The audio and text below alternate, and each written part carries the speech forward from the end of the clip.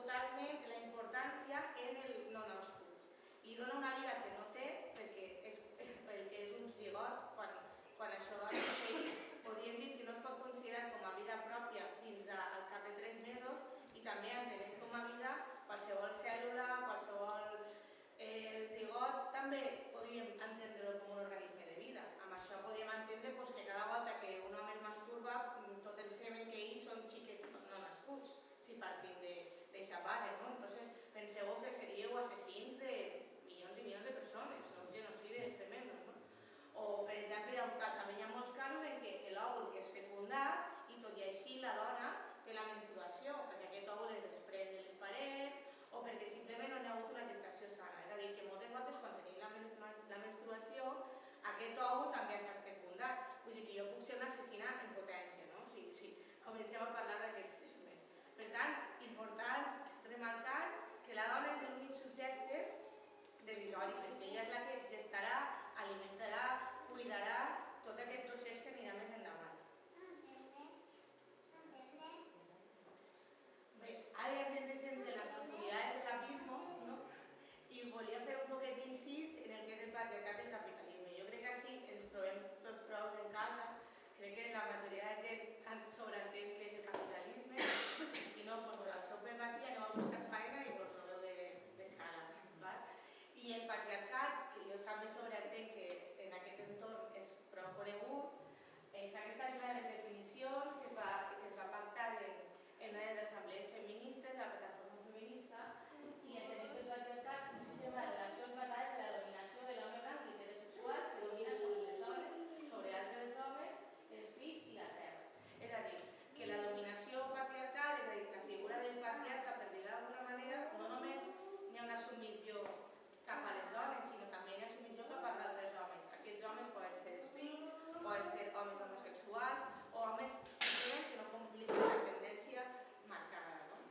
I és un sistema d'organització social basat en la coerció d'una part de la població a tota la resta. Un sistema desigual d'institucions relacionats que retroalimenta, es transforma i controla l'ús del temps. Està superinteressant.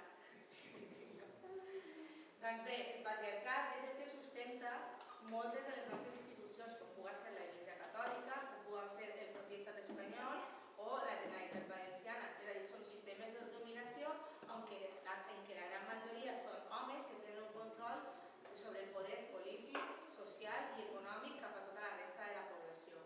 I cap a la resta l'obliguen a partir d'uns paràmetres que, òbviament, si no són acomplerts, són castigats.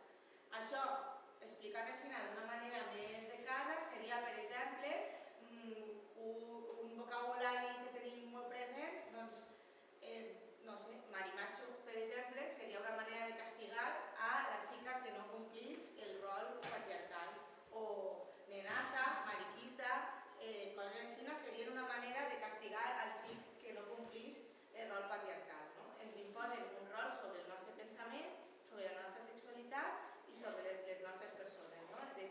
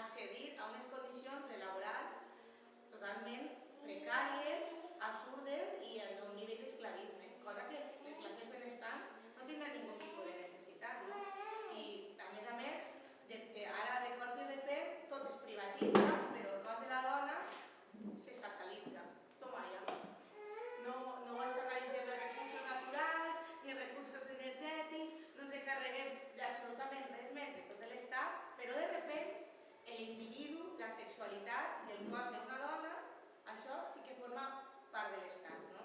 I això, tot això ho lliguen entre el concepte de la sexualitat criminalitzada i de més, que ara parlarem un poc més. Restringir l'IVE vulnera la llibertat de cadascuna de decidir sobre el nostre propi cos. Que una no vulgui avortar no vol dir que totes haguem de veure la nostra llibertat restringida.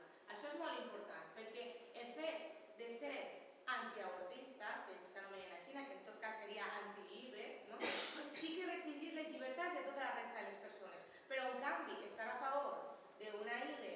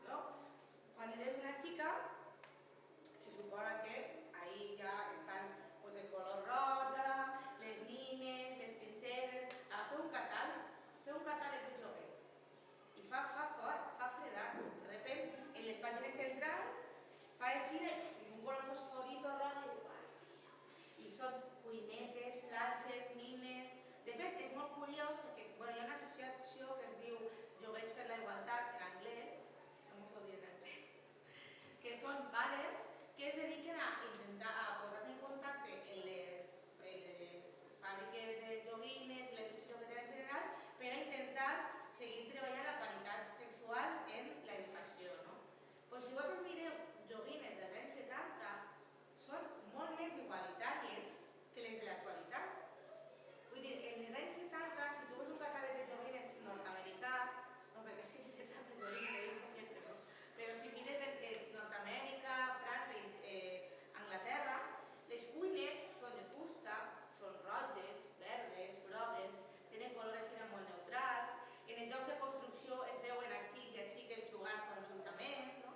Pues, si tu quan eres menut jugues en unes coses, quan eres gran, això que era un joc, poquet a poquet vas assumint que forma part de la realitat. Però ara, si vosaltres en Nadal és una cosa exagerada, no? Quan vosaltres li pregunteu a una xiqueta de què va a disfrazar-te per Carnestoltes, de què va a disfrazar-te? Va, premios, de princesa. I tu dius, és que al nascut te denuncié jo ahí que pone princesa. No. La qüestió és que des que acaba només nàixer, t'han inculcat que, com tu eres una xiqueta, la teva obligació és preocupar-te pels demés, ser superpatidora, estar sempre pendent de la felicitat dels altres, no agradar-te a tu mateixa, això principal, A veure quantes dones es vienen a las pies i diuen, pues jo que estic estupenda. No, totes no, perquè és que a mi em sobra d'ací, a mi em falta d'ací, jo és que esto tal, no? Primera, no agradar-te a tu mateixa, estar pendent dels demés, cuidar sempre als demés, no? I, atenció, Barbie té uns oficis, no val qualquiera, Barbie veterinària, Barbie enfermera, Barbie infantil, no? Són tots són oficis dedicats a la cura dels demés. Quan tu mires una pel·lícula, el personatge femení, què fa? No, per favor, tal, jo el salvaré, no? Vull dir, i dic, té pena, i dic, però tia, ves tu, no? Pinta't una torre, xica, espavila, ves i pega tu al drac i si menja pues a menjar, no? Pues aquestes referències les xiquetes no les tenen. I després, si busquem el cas dels xiquets, que no te s'ocorrisca plorar, tindre sentiments, mostrar sensibilitat, perquè què fa un heroi? Què fa un heroi? Un heroi salva els demés i no plora i és superfort i no té ninguna dependència emocional, no? Aquestes són totes les referències que estem donant als nostres xiquets, no? Perquè de què es vol disfressar un xiquet? De Superman, de Spiderman, i Spiderman plora. Spiderman no plora. Spiderman és el millor del món, no? El més fort, el que mai cau, el que mai es doblega. Doncs tot això són coses que des de l'etapa infantil es van arrastrant i tu segueixes desenvolupant fins a l'etapa adulta. I ahí és quan el rol de gènere que imposa la societat després provoca uns conflictes interns tremendos. Quan un xiquet vol fer gimnàsia rítmica, quants xiquets s'hauran quedat sense fer dansa o gimnàsia rítmica o coses així per por al rebuig dels altres? Quantes xiquetes s'han quedat sense jugar a pilota valenciana per por al que li poden dir els altres? Doncs tot això ho seguim reproduint conforme va passant els anys. Això és una càrrega que tenim a la nostra esquena i que després ens condiciona la nostra vida des del principi fins al final. I amb això jo no vull dir que no la tinga, però és important ser-ne conscient per anar-ho treballant a poc, i anar desprenent-nos d'aquests rols de gènere. Perquè després converteixen a les dones en dependents emocionals i als homes en inhibidors de les seues emocions. I ahí tenim un conflicte social molt important, que quan una dona, i això traslladat a l'embaràs, és que quan una dona es queda embarassada, anem a carregar-la d'un sentiment de culpa grandíssim, anem a obligar-la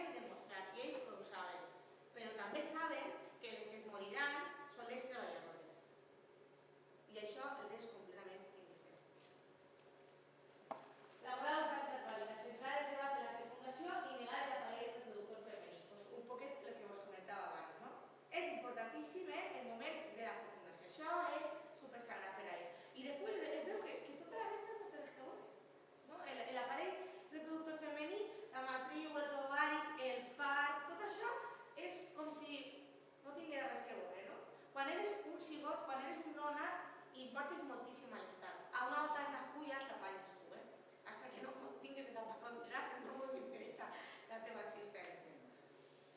Perquè com és possible que s'hagin reduït les places en residències o en centres d'educació especial i es faci un tipus de restricció tan bèstia en aquest sentit?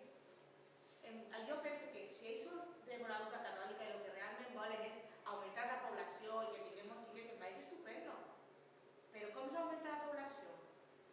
Augmentar les beques de menjador escolar, augmentar les places de les escoles, facilitar ajudes econòmiques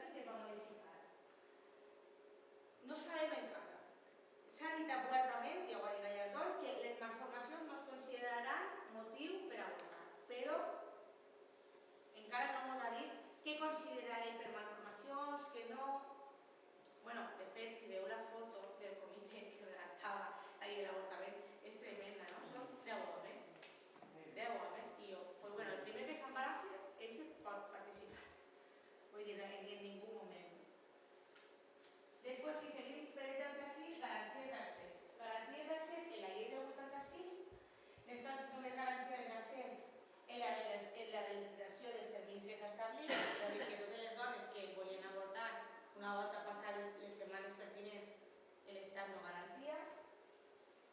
En la llei que tenim actualment, l'estat garanteix quan es realitza dins dels terminis establerts. Però, bueno, dins dels terminis establerts, com ells estan explicant, tardem una barbaritat de temps en donar resultats. Jo, per exemple, em vaig donar compte que estava embarassada, des que em vaig donar compte que estava embarassada a que finalment vaig poder interrompre voluntàriament el meu embaràs, van passar 2 setmanes. Vaig agafar cita de planificació familiar, després de planificació familiar tenia que agafar cita per al ginecòleg.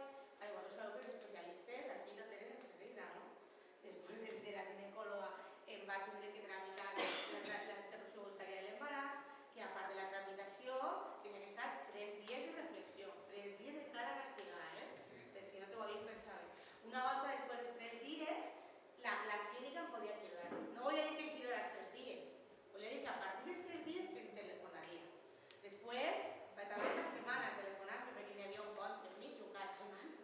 A la setmana següent vaig tindre cita, vaig anar aquí, em va fer la cita i tal.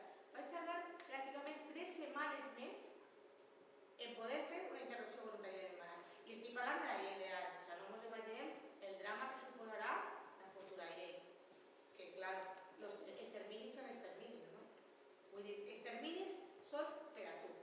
Per a l'Estat, per als serveis, tot això ja és una altra cosa, no?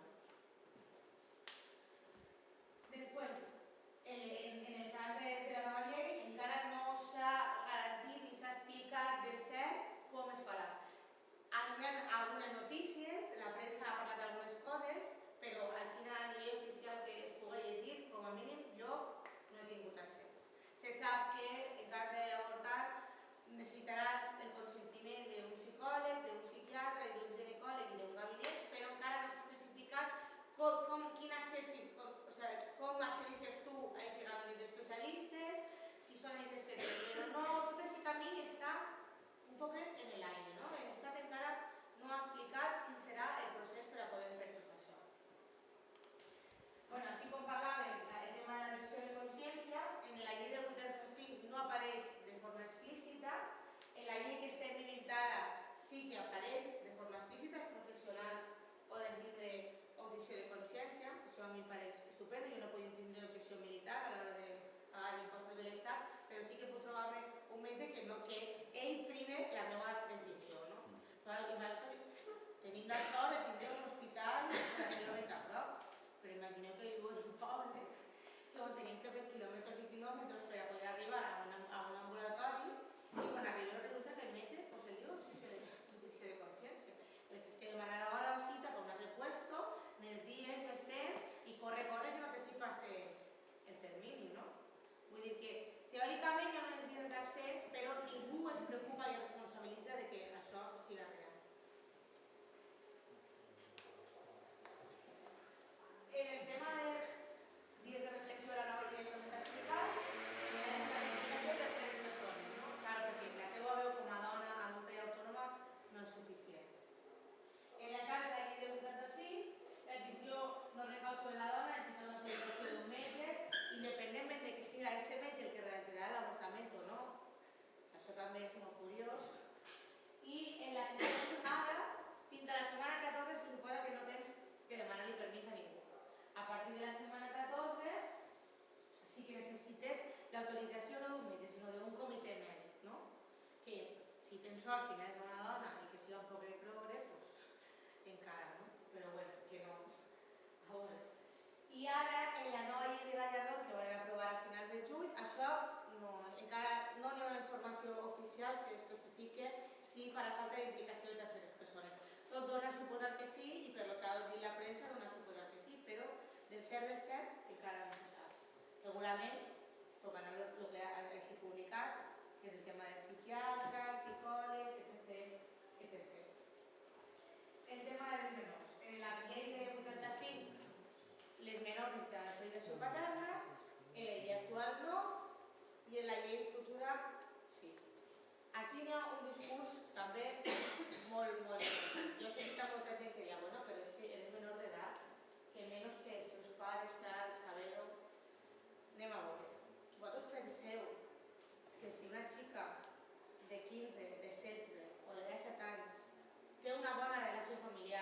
té un entorn familiar favorable.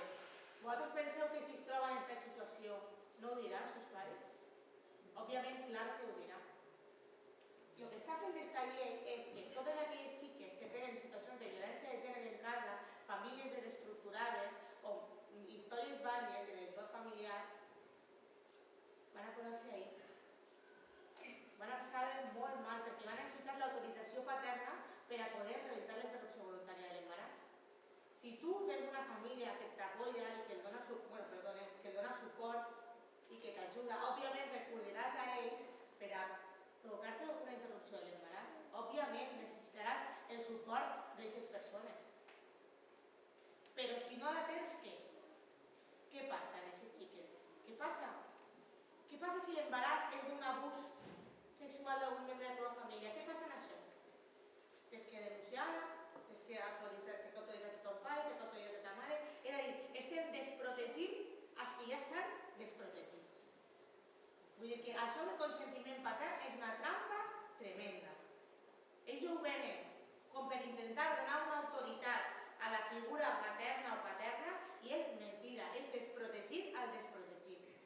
Perquè totes aquelles xiques que estiguin en una situació que no tinguin uns tutors que puguen donar-los un recolzament, què passa amb elles? No hi ha ningú plantejament en això. Absolutament ningú plantejament. La píldora de l'endemà, perquè això és una altra cosa. Les lleis de l'avortament també regulen el tema de la píldora de l'endemà. Ara, actualment, es pot accedir sense recepta. Sabem que la nova llei de l'avortament modificarà això. No sabem com. O sigui que també a prepara.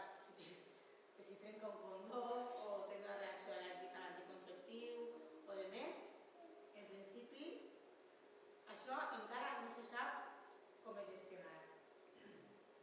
I l'educació sexual efectiva, doncs en la nova llei no s'ha definit i les anteriors tampoc. Perquè, com una cosa és del Ministeri d'Educació i l'altra és del Ministeri d'Igualtat i de Sanitat, doncs es que esto es la ventanilla 14. Yo aquí solo, ¿no? Sabeu com va això. Entonces, es contempla penalitzar a totes aquelles persones que s'embaracen. Però no hi ha ningú tipus de plantejament a nivell estatal de millorar l'educació sexual dels nostres joves. No sé, bueno, jo he tingut la sort de tindre un supertaller d'educació sexual. Un dia una xica de Riu Roda, ens va donar el pollet de fusta a tots, ens va donar el condó. Pues oye, condó. Molt bé, ahí hay sexualitat fet. Gràcies, Dios. Ja, però és que jo... Qui parla de sexe en els nostres joves? Es parla en tercer d'ESO, ja, 3 anys. L'institut es parla de... Tercer d'ESO, i punt. Ja, ni abans, ni després, ni durant, ni continuïtat, ni res. I això perquè el centre que tu em parles vol, que si no vol no té per què fer-ho. El pare vol, Conselleria de Sanitat i Educació, i els pares volen, i els directors volen, perquè hi va haver una època que si es negaven, No, que demanava una autorització als pares. Se demanava una autorització per si podia tenir un taller. al principi demanaven l'autorització i ara es van dir Els centres n'hi ha el que no vulgui, que diga que no. Ja no fallareu, clar, això no pot dir. No se'ls informa i ja està. No, però que a més... Que perquè no vagi al seu fill, el pare s'ha de dir que no vol. Però bueno, Si que no a diu part, res, que a part el tema de l'educació sexual jo penso que és molt més ampli, més enllà d'explicar-te què és prendre un anticonceptiu, què és no prendre un anticonceptiu, què és una malaltia de transmissió sexual, perquè jo quan anava a l'institut i em van fer el taller i si és d'ahir la collona, diu, oye, vaig a foder la vida, no? Perquè comencen a dir, no, perquè vas agafar això, lo vas a practiques de risc, no sé què, no sé quantos, no? Però ixes d'ahir en un munt de preguntes que no t'atreveixes a fer-li a ningú i ningú te les contesta, no? Que, sincerament, quan tens 14 anys, el que vas preguntar és com es fa morrer? Aquesta és la teva pregunta, és la teva inquietud. O el com és les primeres voltes, o sigui, aquestes converses, no? De parlar de les emocions, de... S'ha de parlar de moltes més coses que no de lo que és el VIH o de quedar-se embarassat. Què ha passat en aquesta educació sexual? Sabeu quina és l'educació sexual dels nostres joves? El porno.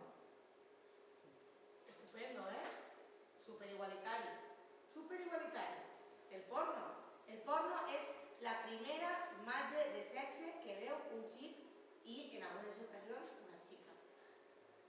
I en el porno n'hi ha de tot menys relacions iguals. I n'hi ha de tot menys realisme.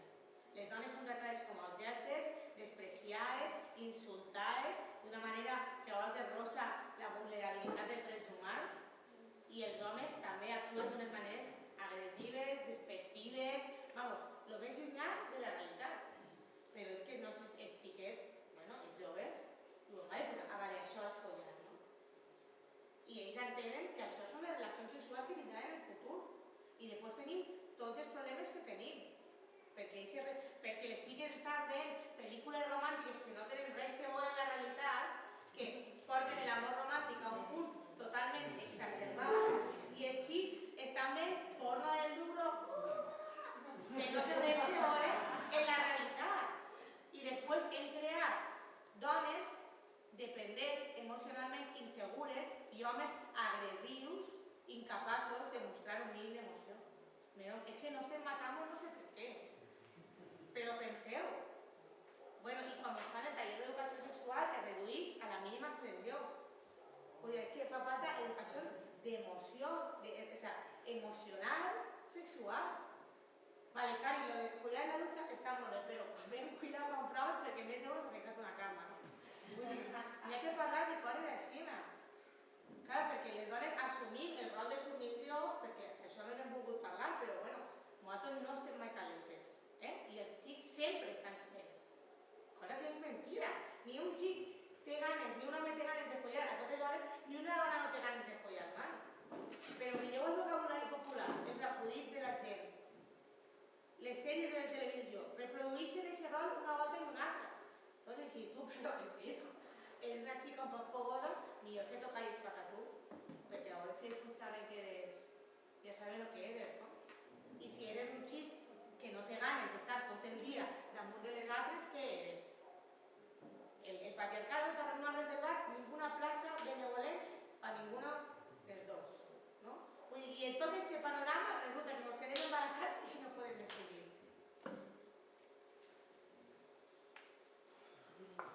Pues bueno, no vull demoralitzar-vos, no vull demoralitzar-vos. Amb tot això, què exigim?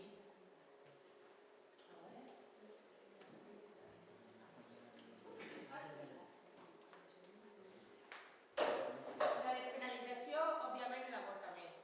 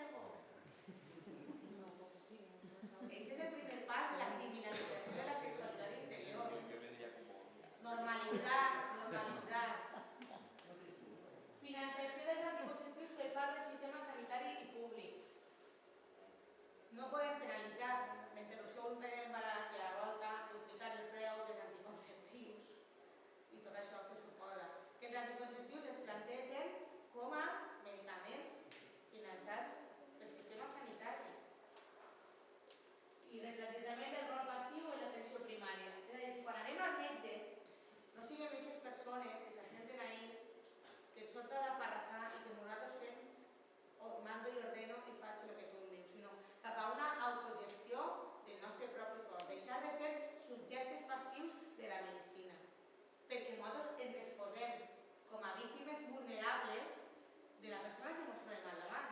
I que una persona siga metge i tingui coneixements mèdics no vol dir que ens pugui donar qualsevol tipus d'ordre o nosaltres tinguem que passar per qualsevol tipus d'art. Autogestió del propi cos i de la salut des del principi, per a evitar situacions de vulnerabilitat respecte als altres. I ja està. Gràcies.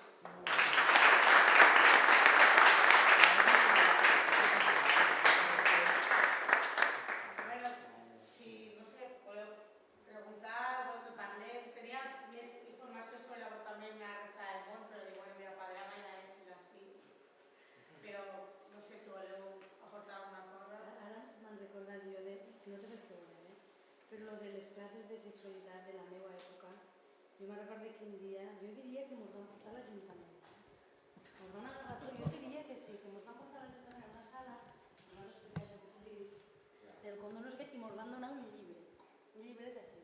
Jo recordo que aquest llibret el vaig tenir amagat a la meva mesita, entre coses, anys i anys, jo si m'arrimava a algú mirava el llibre. A veure, no passa res. Mirava aquell llibre perquè no tenia ni idea, perquè si tindríem això, doncs jo que sé, si anàvem a escola, màxim 14 anys, jo amb 14 no crec, seríem més jovenetes.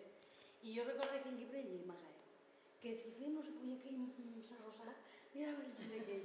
No poder anar a ningú a dir-li, escolta, aquí m'ha pegat una besada i la llengua m'ha tocat així. Què passa? Però no, agarrava aquell llibre i anava llegint-me. Ara trobo que no, trobo que ara hi ha una mestressina de sexualitat que trobo que serà més de parlar i d'explicar les coses. Vivim en un entorn hipersexualitzat, que n'hi ha sexe per tots els puestos, no? I pits, i biquinis, i tot, i molt sexe, però n'hi ha una desinformació sexual brutal, no? Tu veus sexe per tots els puestos, però no pots parlar de sexe a ningú.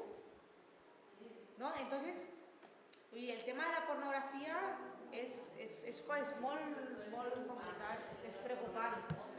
I la pornografia va molt relacionat amb els puteros. Molt relacionat, sí, és així. Vull dir, hi ha moltíssima gent que són puteros, perquè jo no vull dir que ells són puteros, i són incapaços de tindre relacions sexuals en dones normals i corrents, o al revés, fins i tot gent hiperaddicta a la pornografia que ja no es satisfà en relacions humanes. Hi ha una pel·lícula boníssima que vos recomano, que es pot veure en gent jove, en xavals de 13, 14, 15 anys, que es diu Don John, que és la xica rubia esta famosa, la Charlize Theron, una pel·lícina animadeta. I Don John, tal qual sona, Don, J-O-N. I és un xic que és addicte a la pornografia. I té una nòvia superguapa, té un cotxe que flipes, és el més guai del món, però clar, té un conflicte interior brutal perquè només es satisfà veient pornografia, no? I parla després com gestiona tot això i com ho soluciona. I és amena, és divertida, no és gens pesada i es pot veure en família, saps? No té moments de tensió que quan hi ha una festa s'està tot pare s'ho faig. Ai, mira, ja va a un altre puesto. Vull dir que està molt bé i és una divertida i tal. I es veu una pel·li per veure en tema d'educació sexual és fàcil. I el tema de la pornografia és molt perillós, que en edats tan primerenques el consum de pornografía que n'hi ha és molt bèstia. Tocaste una cosa que para mí es súper importante, que es la autonomía del propio cuerpo, ¿no? Y cuando tú hablas que si nos liberamos, tenemos autonomía de nuestro cuerpo, vamos a tener autonomía de otras cosas más. Claro. Pues yo trabajo con danza, ¿vale? Y he hecho talleres con gente que tenía, bueno, problemas sociales en América.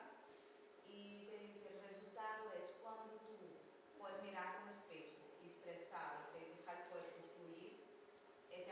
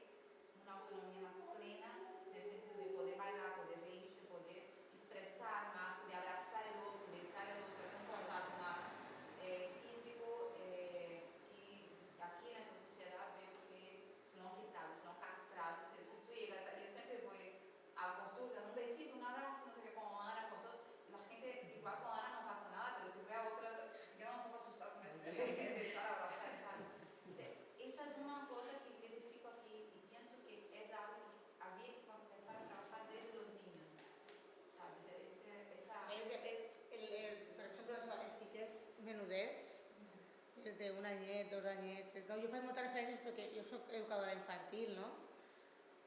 No n'hi ha repressió ninguna, lo de tocar-se, besar-se i tirar-se uns altres, i fins i tot quan es peguen no ho fan en una intenció de fer mal, no? És una cosa exploratòria. I veus que conforme... O sigui, l'ésser humà que més arriba a aquest món és un bebè. I després, conforme vas creixent, això es va disminuint, no? Perquè vas assumint els rols socials i el dones compte que no està bé que toques a la gent, que no està bé que el rigues de tot, no? Hi ha un llibre molt interessant d'Isabel Allende que parla de Mi cuerpo es un campo de batalla i parla de que un dels controls més bèstia que n'hi ha és sobre el cos de les dones, no? Perquè les dones són les que engendrem la vida del món. Òbviament, sense els homes això no seria possible, però és molt important tenir un control sobre el cos femení, perquè si tens un control sobre el cos femení, tens un control sobre la reproducció a nivell mundial. I hi ha una herència de l'odi que rebem unes cap a les altres, no? Que antes he fet una incidència si era molt xicoteta, però a veure, quan tu eres xicoteta i veus a ta mare o a ta tia o a la teva germana mirar-se a l'espill i no agradar-se mai, tu aprens de que no pots agradar-te mai. És una cultura de l'autoodi cap al nostre propi cos que anem reproduint sense voler. I tu li dius a ta mare, mama, tal, estic guapa, i ta mare, però com no tens com a filla, tal? I tu, ai, però perquè és ma mare. Però en canvi ta mare, quan ella es mira a l'espill, es veu lletja, es veu arrugar, es veu... I ella és el teu referent femení. Ta mare, o la teua germana major, o ta tia, o...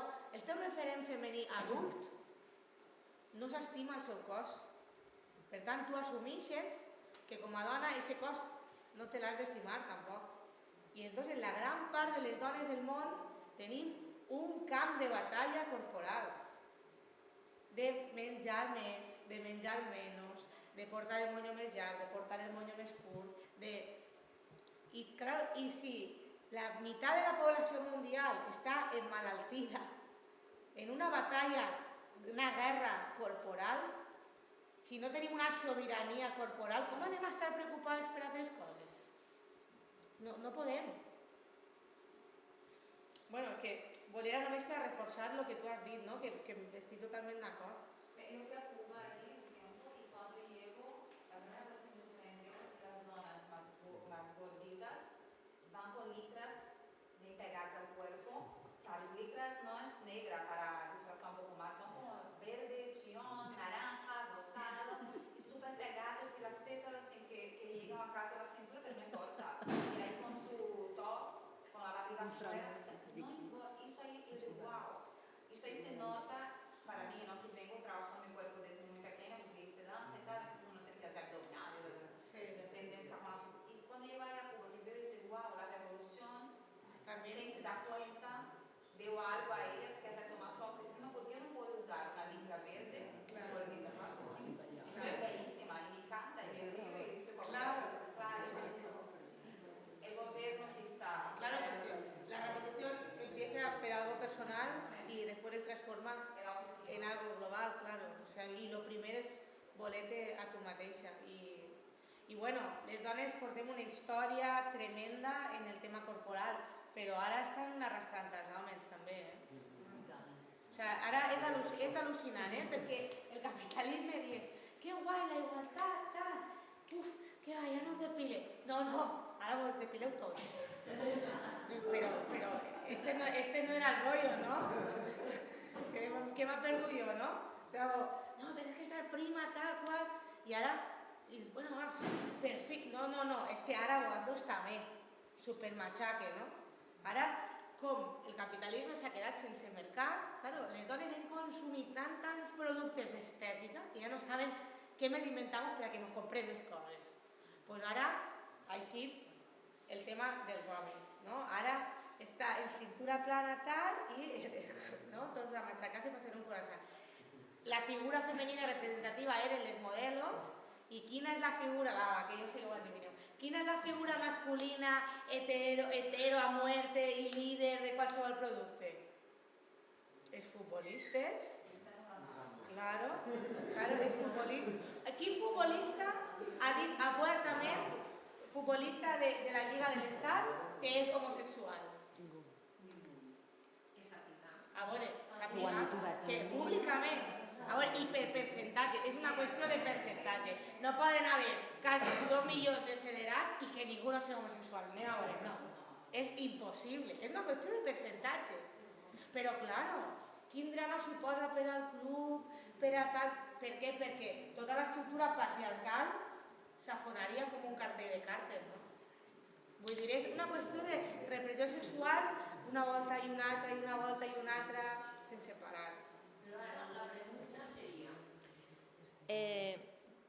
Després de que tinguem assumit, no, l'autogestió del nostre cos, tinguem les dones autoassumit, quan podem decidir si seguim un embaràs, quan el volem o no, però de cara a aquest projecte de llei, què és el que podem fer abans de que això estiga ja consensuat per el PP, perquè són els que tenen majoria? Entonces, què podem fer la resta, no, de població, de ciutadans i ciutadanes, per a que això no arribi a fer aquesta barbaritat, no, de destrossar el poc que tenim, perquè com tu dius, no és gens perfecte.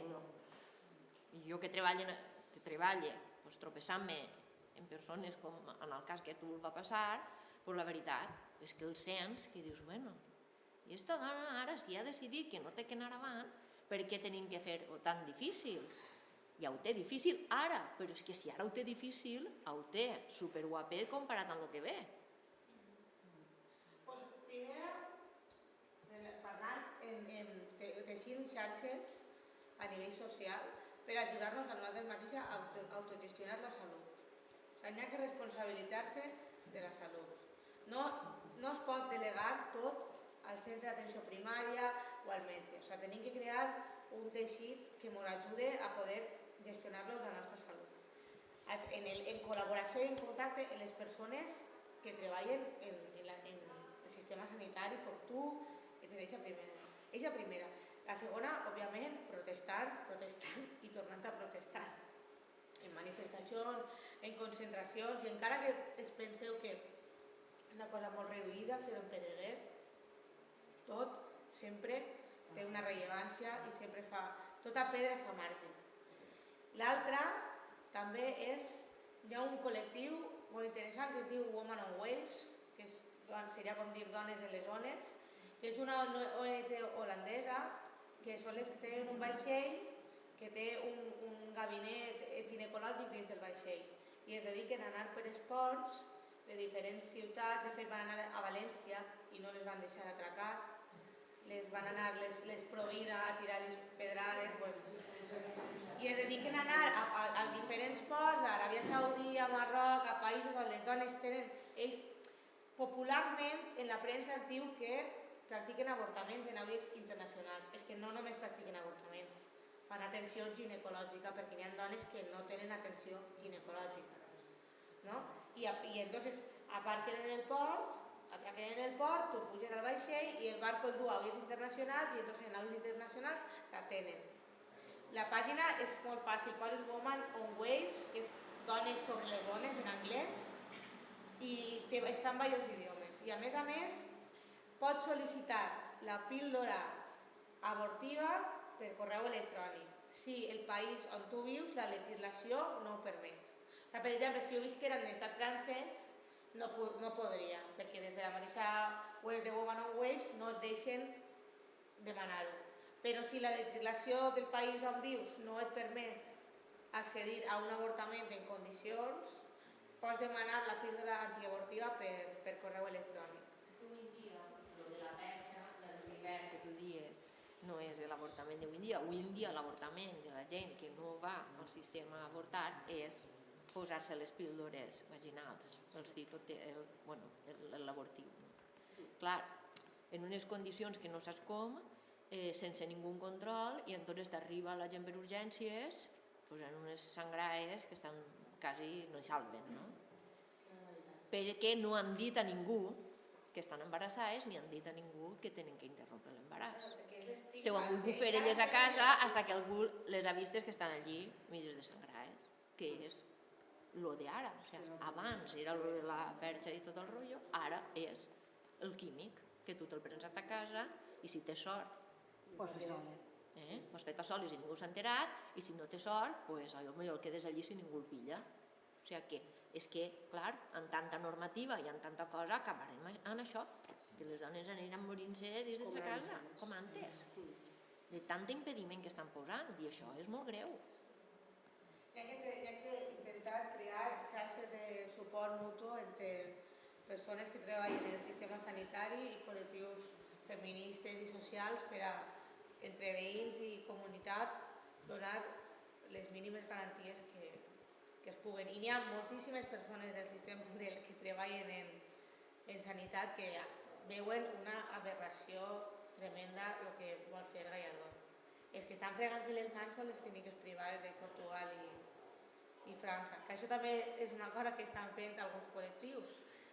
Fer festes i activitats per poder guanyar diners, per tenir una caixa, per si alguna xica necessita practicar un avortament, poder-li finançar entre tots de la millor manera un viatge a on siga. Jo no soc molt partidària d'això, però també sobreentenc que la gent fa el que pot. I sobretot conscienciar a la població i el tema de l'educació sexual i afectiva, intentar potenciar-ho des de les escoles, des de les associacions. Si veiem que hi ha molt d'immobilisme per part de l'Ajuntament, forçar des d'altres col·lectius a que això es trasllade. I no només a l'escola. Educació sexual i afectiva per a tots, perquè també hi ha que parlar del sexe en la tercera edat, perquè també hi ha que parlar del sexe en discapacitats, perquè hi ha que parlar de moltes coses. Perquè és molt important tindre una vida sexual sana per a poder tindre un cos sa i una ment sana i trobar-nos a gust amb nosaltres mateixos i per tant ser capaços de lluitar per el que volem fer. Primer tens que sentir-te a gust en tu mateixa per després afegir-te un poquet el que esteu comentant tots.